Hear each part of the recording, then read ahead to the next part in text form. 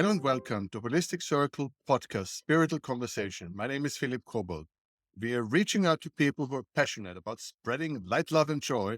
And from beautiful, free Canada today with me is Mandy Inglis. Hello, Mandy. Hello, Philip. How are you? Wonderful, wonderful. I'm enjoying every moment I still can talk to a Canadian. Oh, us Canadians, we're special, especially right now. We're making lots of news, aren't we? Yeah. I think the third or fourth Canadian on my show. That is, Excellent. statistically speaking, phenomenal, right? There's a lot of good things happening in Canada. Very spiritual place. It is. Yeah. Okay. So I usually ask where you're from, Canada, where you're located. I'm in Ottawa, Ontario. So the Oh, nation's capital. mhm. Oh, Hmm. I am. As long yeah. as it stays safe, I'm sure it will. I know it will. All right. I usually start the podcast by inviting my guests to make a couple of minutes of a small bio introduction so people get to know you and then we'll get the ball rolling. So if you'd be so kind, just give us a small who you are and what you do background. Okay, so I am, wow, this is a broad question. So I'm a brand new business owner. I'll start there. And I recently wrote a book called Student of Life, the Journal. And it's basically a culmination of my life's work and my life's passion. I have a background in elementary school teacher. I was a teacher for 16 years and I absolutely loved it. But at the same time, I've been studying spirituality and energy.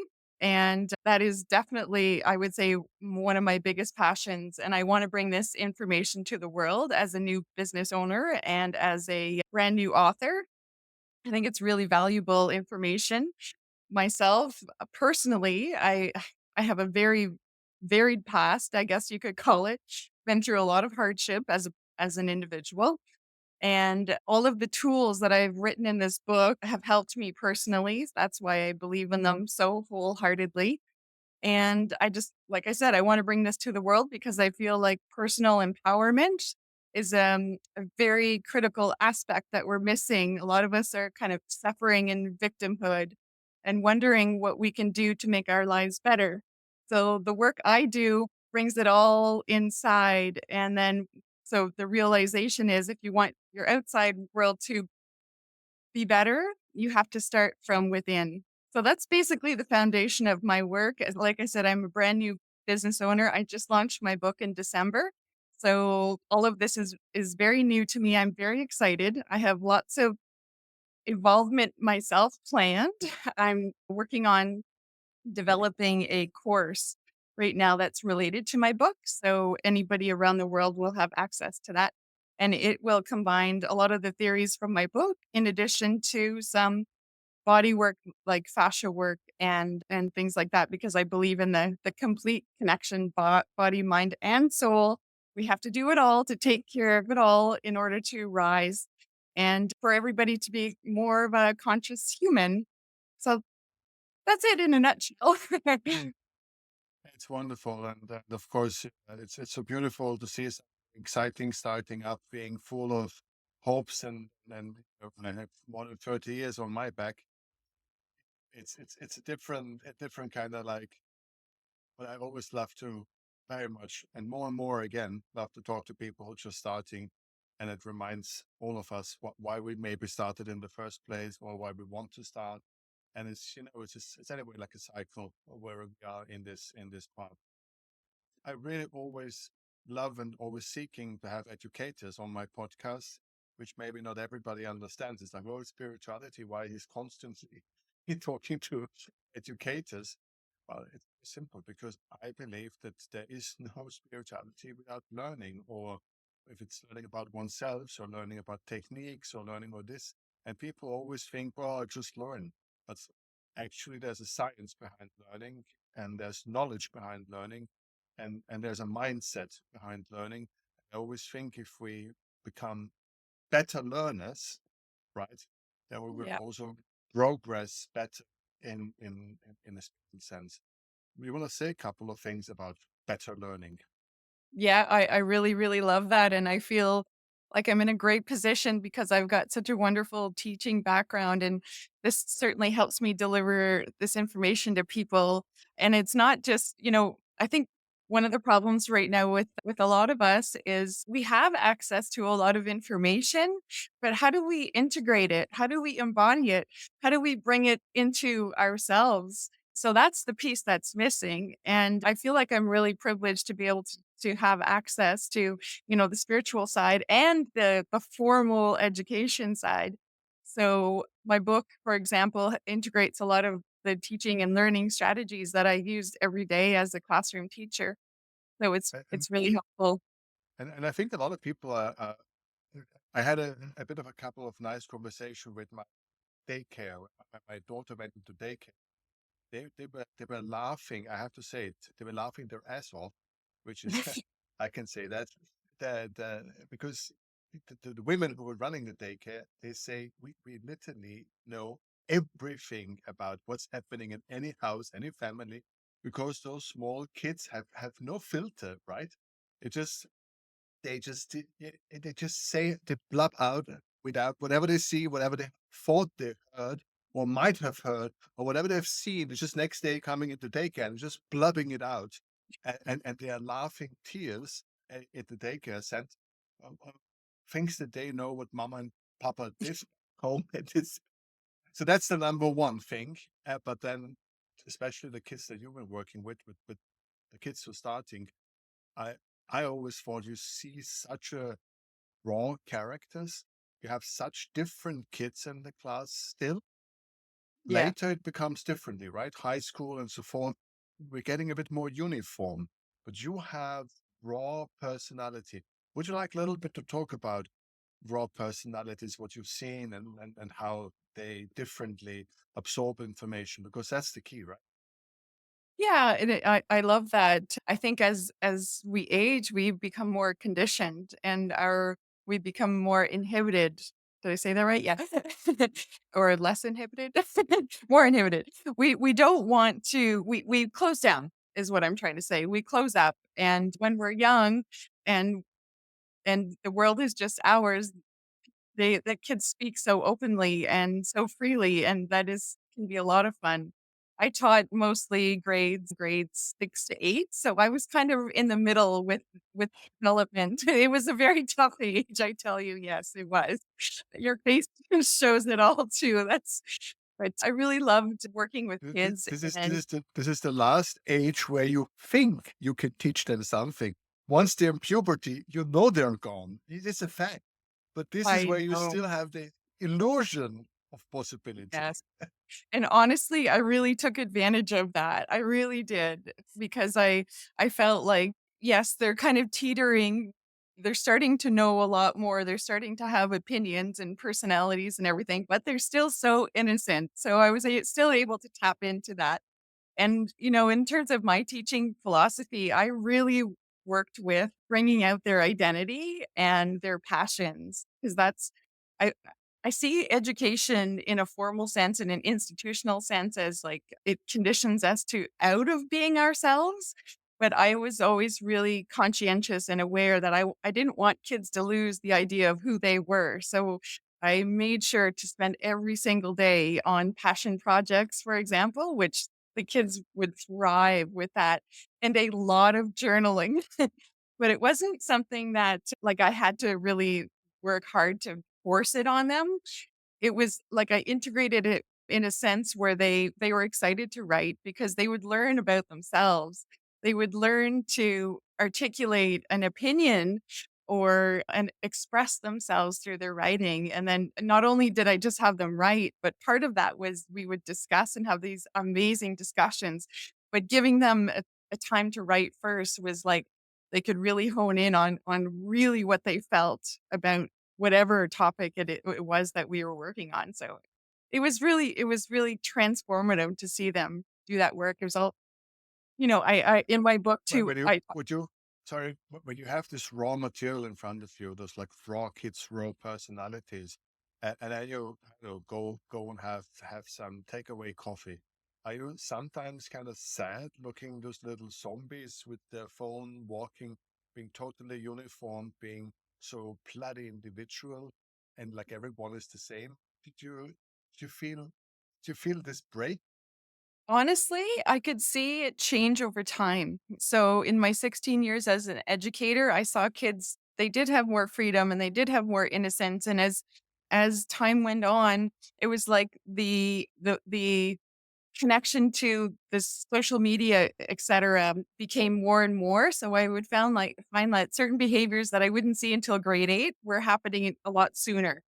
So So yes, thank you go for ahead. the answer. I meant between the grown-up world when you go after out there, when you go in the bus or somewhere and see all those grown-ups being in. I meant this shift between a still somehow alive person and a zombie. I really love working with kids because of their joy, the joy and how they perceive the world. And yes, before they become too stressed, before they become in too much of a struggle or in survival mode. Yeah, kids have such a unique perspective on the world. And honestly, I loved to tap into whatever that was. I tried really, really hard to not make my classroom a one size fits all so I could let those little, personalities really express, and that was really important to me. Even in the beginning, like the beginning of the year, I wouldn't necessarily go through files like a lot of teachers do. I mean, if I had to, I would for safety, etcetera.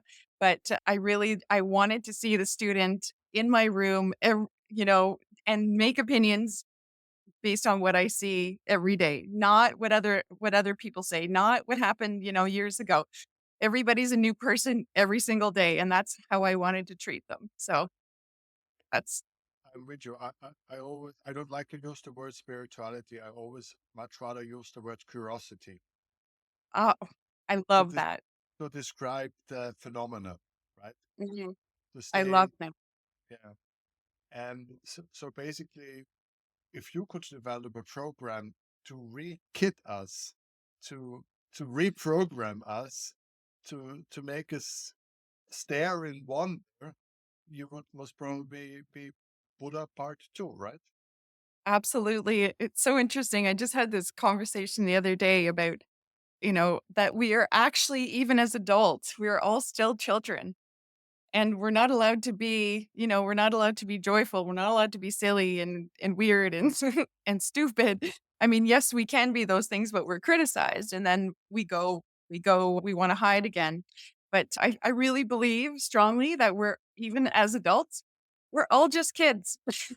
and often we're locked into that because we've experienced trauma or hardship or struggle as children that we still carry those traumas with us. So I think more and more we should look at ourselves as being children and then that way too, I think we also are more open to learning. And it's okay if we all treat ourselves the same, just like, you know what? I don't know. I need to learn. And like, okay, that's all right. That's fine. So yeah, we're all children, even as adults. Or we should relearn. There was quite a movement in the 70s, right? To reconnect with your inner child and all of that stuff. The Exactly. good old hippie days. I was born in the 70s, so I don't remember. For me, it's the beginning of the 70s. Okay. All right. But that's one element, which I think is important in spirituality to reawaken the child in ourselves. That's one. But let's move two subjects further. That's a little bit. Let's see which one I'm asking you first. But let's maybe start. Do you see? You talk about trauma. Trauma is very popular these days, and trauma, and whatever real good professional trauma people have, they must have developed it in their childhood. Otherwise, it's not really worth it. I'm being a bit sarcastic, but Yeah, I hear you. just let me tell the audience why I'm getting a bit sarcastic these days. Because here on my show, I have some guests who had enormous. I don't want to say things out loud. I had a massive kid cancer patient that got sexually harassed by her doctor. Mhm. Leukemia kid harassed by the doctor. And if that person comes to me and says, Philip, I had a childhood trauma. I said, yes, yes, yes, you do. And then a lot of other things. I don't wanna play a game. Is my trauma bigger than your trauma or this or that? But I just would love people to be more careful with words Yes. and just really think, is it something that was bad, something that happened, or is it real to use the word trauma and what this woman is supposed to say? So I'm always very tensy or touchy with words, but you know, I hear you. And yes, there's such a broad spectrum, but it's still the person's experience. So I hear you that so it's m- challenging. my question, using the word trauma, did you saw with some of the kids things developing? Did you sometimes see some more quiet or more reserved? Did you because you must have been at the beginning of trauma. How did you feel this? How do you see this? How did you address this? Could you work with pictures or not at all? What is your Yeah, so I guess I could answer that in a few different ways. So I was a special education specialist. So I worked with kids who had special needs of I mean, in the broad range of things. And I'm also very empathic and I pick up on energy spiritually as well. So I could use that tool, my own personal tool, as my own sort of guiding light in the classroom too. But I always believe in like, you're not going to teach a student who is not ready to learn. And honestly, in my classroom, there was a lot of trauma students, broad range there to speak of, but just trying to cater to their individual needs and not force anything that they weren't ready for. Just because the student is in an education environment doesn't mean we're ready to do math, you know, or math might look different for different students depending on where they're at. So I really believe in it was called in the education world differentiation. So looking at each student as differently as much as possible so that you could adhere to their specific need in that specific moment. It's moment by moment. And you treat them like humans. you know, and if they weren't ready to learn in that moment or on that day, that's okay. And that's not a failure. So, and then finding those tools and resources and things that they like. 'Cause sometimes the nature of my classroom, I just said, we're going to have a good day. We just gonna have a good day today. And if that was as far as we could get, maybe we learned how to have a conversation between each other. Or there's so many other skills that you can embed that are outside of the curriculum that are still going to serve the human and I was always looking for ways for to evolve the human even outside of the curriculum. So I would do whatever I could do. Maybe it was laughter, maybe it was humor, maybe it was sports. I would do anything that that child would like to make them feel good in that moment because if they're not feeling good, they're not going to learn. So what's the point? you know that there's a big discussion between drill learning, all that Asian things where like robots like push them so crazy hard versus what you say now, learning human qualities, right? And then Yes. there's this very big divide between the people who think like a military drill and they have thousands of formulas to learn and they actually do very well in mathematical testing and ECTs and whatever they are in the scoring versus the concept of a humanian as growth as a person. Do you think both can be connected? I think so. I think that some students do really, really well in an institutionalized environment, you know, very strategic, very predictable. And I think some students don't do well in an institutional environment. And I really think it depends on the individual and the priorities. I could say I don't want to say that that one system is not good and the other one is. I think it really just depends on the individual and the needs of that child. So it's a case by case method. Last education question, then we're moving on, is there's a big discussion right now where people say we should bring into primary school some kind of spiritual element, like like writing their dreams down or making essays based on their dream. or some people say we should even teach clairvoyant capacities and abilities. It's like a real movement going on.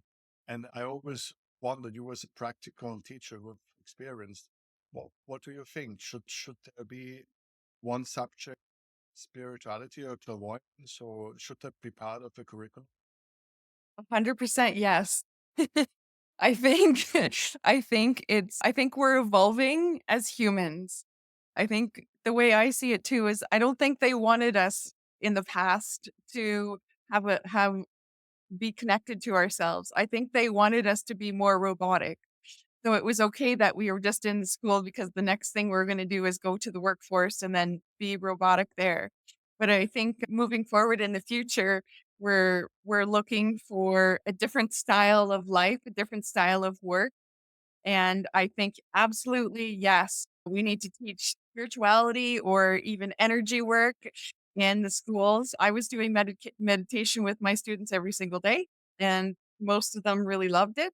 And I think as individuals, as humans, we do need to develop and value our sixth sense or our intuition because that's our guiding light. That's going to keep kids, you know, out of trouble on the yard because they're going to be able to use their own nature, their own intuition to guide them instead of, just those outside external forces which, take it or leave it. Sometimes they just don't care. Most of the time they don't. So it's developing the internal guidance is critical, I believe. I think it might even become a necessity. It might even, Absolutely. because if you look at AI and how it's developing and now the new robotics, that's 10, 15 years from now, how developed AI will be and how developed robotics will be. A lot of the jobs won't just exist. So I think people would go crazy mad if they don't have a richer inner life or a richer spiritual or other. They will have to search for other ways of coping once they're putting numbers into Excel day job. It's just not there anymore. Absolutely. And along with, developing your sixth sense or intuition, it's, I believe, also in developing your passion. So I like said before, I used to give time every single day in my classroom for students to choose something that they love, that they want to investigate or build or whatever we could get our hands on. Every single day I did that for that reason as well, because we definitely need to get to know what we like and what we're good at and give it give it give students an opportunity to fail at something and then try something else and that's okay. That's what the world is, right? But developing your passions is really important to me as well. Sorry, I must tell you because it's such a make me so happy. Now they're starting in some Scandinavian countries. They're going full circle. Dangerous playing is coming back in motion, right? We spent the last 20 years putting people gargoyles if they just had to touch I don't know a pen because they might put it in the eye. So we went so crazy with all of that safety. You know, I always like to tell a story of my daughter going in one of those adventure things, and there was a kind of like a slack line, like literally 20 centimeters above ground. And they wanted her to put her into all the gears and helmet and have a safety line. And all the little kids were hanging in that safety line. They could hardly walk on that slack, so-called slack line. And I said, dear Mother of God, I'm Austrian, we are mountain people. It's our natural habitat. It's like 1,500 meters. We need to be able to walk. This is not how my daughter is going to learn how to walk. I mean, we Austrians. Wow, wow. I love this movement. That's so funny. Oh, I love the movement because I with all of these rules, it took all of the thinking away for students. There's no thinking. There's no learning. You have to learn by mistake. So make mistakes. Absolutely. I could have a couple of stories for you how crazy it has become. And the most probably you have stories how people became so overprotective. Parents, dear Lord. Woo! Did you had people with on a 3-day excursion pack a whole suitcase full of water bottles? So that because there might be no water in the hotel. Wow. Well, yeah, so there you go. There's another example.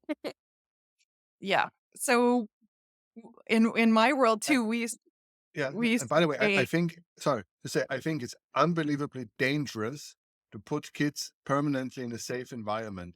I I think agree. it's crazy dangerous.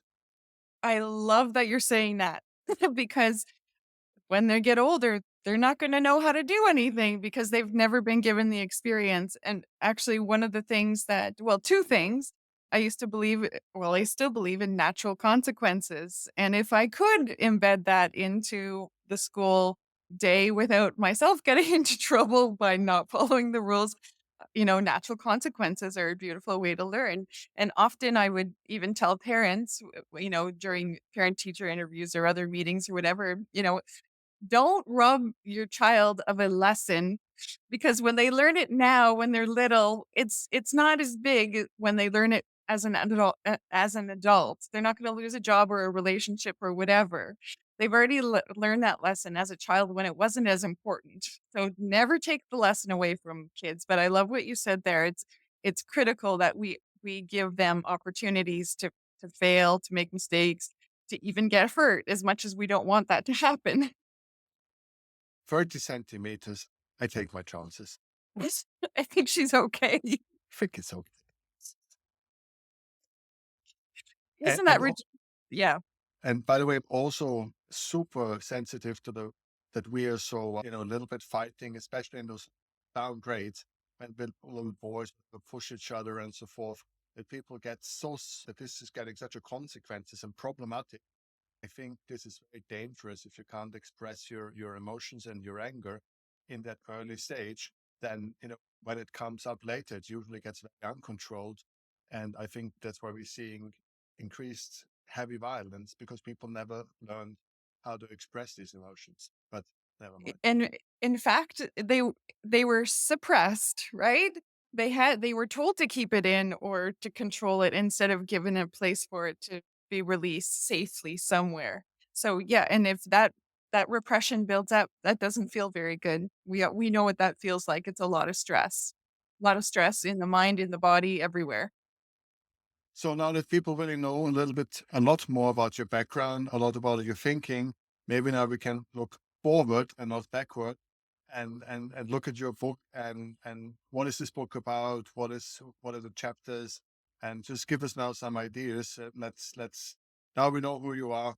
Let's look in the future. Awesome, awesome. Well, I am really excited about my book, if you can't tell. Yeah, it's I call it magical. I don't know, some people are great, but I really do believe it's a magical I call it like a portal into getting to know yourself better, but I also see it as like an anecdote to or sorry, antidote, not anecdote, antidote to all of the unconscious programming that we've been exposed to our entire lives. So it kind of it undoes that work by or undoes that social conditioning by first like creating awareness that these things are happening, in your mind through metacognition, being aware of your thinking, thinking about your thinking. So that's what I focus on in the beginning of the book, and then it goes into some of the conditioning and programming and then deprogramming, and even in the middle of the book, it talks about the mind body connection because I feel that we can't have a healthy mind unless we have a healthy body, or at least we understand what's happening in our body. And when our nervous systems are out of whack, when we're in survival mode, when we're stressed and tensed everywhere, we're not going to be able to think very healthy either. And then at the end of the book, it's more about can being Sorry, with okay. healthy body, you you mean like a healthy body connection. That's what you mean. Yeah, and I even believe that even just getting your body into a healthier condition as best as you possibly can as well. So it's not just the connection, it's understanding that your This is body it's a very touchy subject, so we must be very careful here. I hear you. I understand. And I I totally and I've been there too. I've been all through People it. don't know that. People don't know that who listen to the podcast. I Yeah. know a bit more of the background. So Yeah. what you mean is the best possible body connection you can have. Exactly. That helps the mind interaction. Let's Yeah. let's be a little bit careful here Yeah, no, that's really it's good to make that be- clarification. because there's been a horrible trend in the 40s and 30s, 40s and 50s with the healthy mind, healthy body. So it's a very Yeah. dangerous phrase.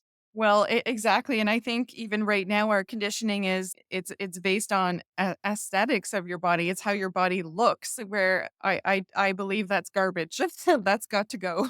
I believe. I know you a bit better. We already spoke once, so I know where you are from. You're coming from a place of love, but some of Yeah. the people listening might Yeah. might not get it right. So Yeah. sorry, I had to step in to defend you. No, that's okay. I appreciate that. I certainly don't want to offend anybody. That would break my heart. But I guess I could even just share more personally then, because when I was when my mind wasn't as healthy, my body wasn't as healthy, and I got very, very, very sick, and I had to correct all of that, and I corrected all of that through my mind, through better thinking, but and then better eating and better movement and all of that stuff. But I really didn't even understand what I was doing wrong back then. But yeah, I think the body basically we cannot forget the body when we're working with the mind. It all we're all one piece. We can't separate it. So, as best as we can, we need to think about what's happening in the body. And even as simple as we're sitting here right now, where are you holding your stress? And just being aware of where tension is in your body. Simple things like that, I think are really critical so that we can release that tension and understand what's happening a little bit clearer for us, I guess. I'll say it like that. Well, 2 days ago, I went 30 times up and down the ladder because I was crazy enough with my 50 something years in the ceiling. So I'm holding my stress in my left knee, which is hurting. I can hardly walk. 53-year-old man want to paint the ceiling. It's ridiculous. Good for you for giving it a go. But I think it's really important that we do definitely make that mind body connection that so we understand what we're feeling. Because I'll even say, if once again for myself, I was holding tension in my body in places that I didn't even know I was. And that led to back pain, a lot of stiffness, a lot of joint pain, and then that compromises your mobility. So if you're aware that you're holding this stress into your body and you can release it, then you're going to start to feel better in certain ways too. So, and all of these little things that you can do just daily, moment by moment, just for your mental health, for your physical health, I believe are really beneficial. Just an awareness. Well, that's one of the main things of holistic healing is to listen to your body, to listen to your soul, listen to your body, and learn from the information given. That's basically what one line for holistic healing. Exactly. There you go. It's holistic. It's everything, right? All integrated. Yes Yep. and no. There are some clear reasons when are you a holistic healer and when you're not, right? They are distinguished. And most holistic healers believe in self-healing capacities and they want to just hold space so that their clients can learn to heal themselves. And then they usually are called holistic healers, right? Exactly. I believe that we're all our own gurus. We've been once again conditioned out of knowing that when we've been conditioned out of our own brilliance and we've been taught not to trust our internal guidance. So Uh, I don't want to break you, but you said you were talking about your book still. You said that people to be aware of all of this. So, which techniques are you using? Are you posting questions, or how this step is happening? What is your guidance advice? I understand the first chapter. You're explaining people that you are conditioned, and to make conditioning aware. Is it through questionnaire? Is it through techniques? Which techniques are you using to make this awareness happen? I use journal prompts. So very specific journal prompts with questions and explanations and descriptions so you can understand why these questions are being asked. And I believe in the process of journaling because it's like a form of meditation. It's a form of self-connecting. So, every single day for 90 days, my book asks you to journal and connect with yourself. So that's basically the big tool that I use. There are smaller tools embedded, like breathing techniques to a minimal level, and just other things that would increase your awareness. But primarily, it's focused on some fairly in-depth journal prompts, which really get you thinking. But I love the idea too because of journaling, because it forces you to sit with yourself, which is something that we're not very good at as a society as well. And I know it is hard for some people to even dedicate 10 minutes of self-reflection. So this journal forces you to really connect with yourself. Can And you give us an example? Is it possible or is it out of context? no, I can give an example. That's fine. Hit me. I'll hit you. Be So, brutal. Show no mercy. okay, here's one. It's on day 12, so it would be early in the book. And the prompt says, think of it. Oh, well, it's called releasing judgment. And the prompt says, think of a time you felt judged or misunderstood. What did you believe about yourself at that moment? How did it feel? And I could go on to read the explanation just to help people dig a little bit deeper. So that's a quick example of a question that you would be asked. So it's I very much like this technique. It's a wonderful technique, and I think it's super helpful for people who are starting this kind of a spiritual or self-awareness work. I think do you do one-on-ones? Are you working with some clients, or you want to make courses? You want to write a book? You want to build a structure? You don't so much interested in one-on-one experiences anymore. I believe in I believe in providing a self-guided tool. I know myself that I don't it's not even that convenient to go and have a one-on-one with somebody or a group session or whatever, or sometimes you just don't want to. So this is a self-guided tool where you don't necessarily need anything external, but I mean, obviously, if you want that, please get that as well. I would never minimize that aspect, but I do like this idea. I tend to be a self-guided learner. So if you have a personality similar to mine, it's quite fitting and you can take it anywhere where you are in the world and write and find your quiet space. So Do you leave space in your book for writing the answers? I yeah, I'll like show you. that. I always Yeah. love that. Well, this is Oh, I like that a lot. yeah. And I I tried to love that. provide a lot of explanation for people. So, you know, some of these questions can be they're presented in a way that's most often brand new. And I wanted them because of my teaching background, I wanted to give them kind of a fuller spectrum of where they could, Does it work a little bit with drawings and things like that, with you can colors, or do it's just whatever you want. oh, nice, nice, nice, nice. I recommend that even in the book. Just make it yours. That's what I would do with my students in the past. It's yours and whatever works for you. You can color code it, you can draw, you can whatever. Doesn't matter.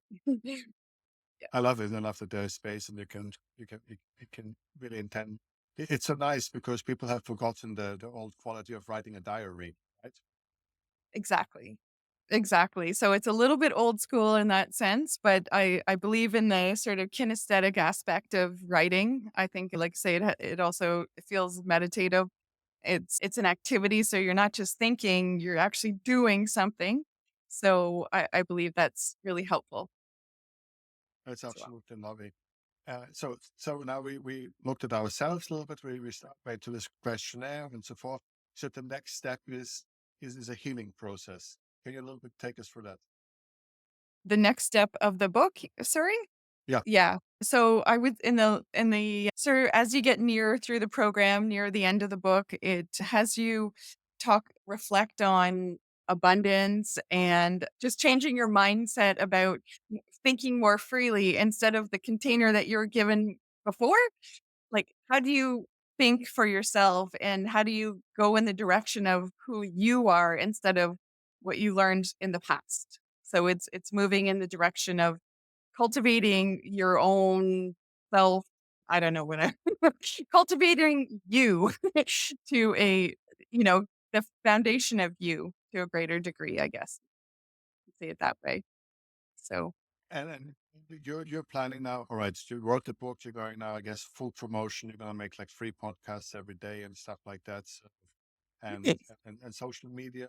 So we agreed that we're gonna. I think we agreed in our conversation that we're gonna spend a couple of minutes talking about, because there's now a lot of people out there who have the dream, who want to start maybe a little bit side business, if it's therapeutic or yoga or what you do.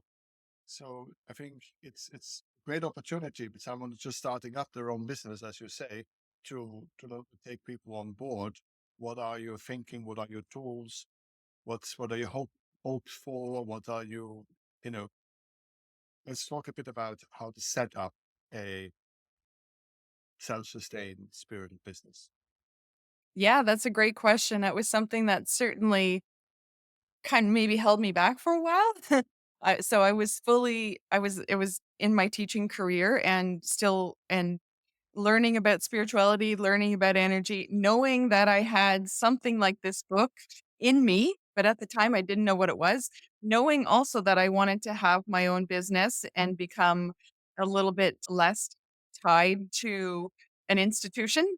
So I knew that I was going to be starting my own business at some point. So I kind of did it in a big way. I ended up selling my house and quitting my job and doing all of that at the same time. So I right now I can fully dedicate myself into my passion, which is this job or this work. And moving forward in this dream, I call this is my dream now of having my own business and being having the flexibility to do whatever it is that I want to in my life. So I have my book right now and I'm working on a digital course, so that will create some passive income for me as well. So that will be very nice. And the other thing that I'm doing is I'm partnering with an organization called Human Garage, and they focus on doing fascia work. So that's releasing some trauma from the body. And so with these modalities, I'm hoping to sustain myself indefinitely. And of course, I have other ideas as well that I want to implement, but I've learned that I can't do them all at once. I have to pick one. And slowly, I'm just building and building my content and material so that I can sustain my lifestyle. For sure. You work with agencies, or you have agents for the books, or this or that. How hard was it to reach out? I mean, I know it's very hard to get published and things like that. Can you talk so that people who have the same dream can a little bit, dream Sure. with you? Yeah, absolutely. So it was really interesting. So I have been writing for years. I've been writing articles and recording all of my thoughts and the information, but I didn't know what that was going to be until this past summer. And then I realized that it was going to be a journal and it was going to be a book that would teach people about consciousness, etc. So I took a little course, and in that course, I learned that how to publish on Amazon, how to self-publish on Amazon. So it made my dream accessible. So once I had that information and I just kind of kept moving forward with it, I set myself deadlines every single day of how far I wanted to get into my book. And I actually overachieved in those areas because I was so excited, I guess, which is I am a self-starter anyway. In my teaching career, you need to be that. And so yes, I self-published on Amazon and it's quite an easy process now, but I am a student of life and I just continue to learn. I would watch YouTube videos or research, and just keep doing it all. So I did it all myself. In terms of the promotion and whatnot, I'm just using social media right now. And I did just recently partner with a company to help me create my digital course. So I am getting help in that area and they're going to help me with some marketing as well and get me going in the right direction. And with that, I'm hoping in the future that I'll be able to create my courses on my own once I've had that experience. It will. So, yeah. And And now, are you planning on the side to reach out to publishing houses? Do you think you want to go down that road, or is too depressive of a thing? yep. I think, yep, that I think having the ability to self-publish on Amazon was like the perfect thing for me, and I don't feel like I need to take that any further. So as long as people can get access to this material, I'm happy. And I have several copies printed and have, put them in stores of my hometown and done little things around locally and things like that. But yeah, I'm really happy with the process that I found. I was lucky. Of course, it is the most accessible way, and and it is hard with the publishing houses because they're number crunchers, and to commit to someone new is very hard to get them going. Exactly, exactly. So and now this is available to anyone, and I would certainly assist anybody who wanted to do the same thing or recommend just go for it. It's not that hard. If you've got a book inside that needs to be out there, this is definitely one way to fulfill that dream. And you can even get lots of copies printed and sent to you as well. It's part of their program. So it It's works all nice. very wonderful and exciting, and I can see that all my other guests will be very angry now on me because you're the 35th or what guest recently, and it's the first time I talked about a book, and everybody writing books. But it's because you're starting, because it's exactly part of the story of all of it that we bring the book front and center, because this is, that is your spiritual journey of healing, right? And that maybe Exactly. is then coming to the last chapter of this conversation, because I guess this is your healing story that we are witnessing. We are witnessing you getting healed right now at this very moment, this very second. And part of your healing is the book.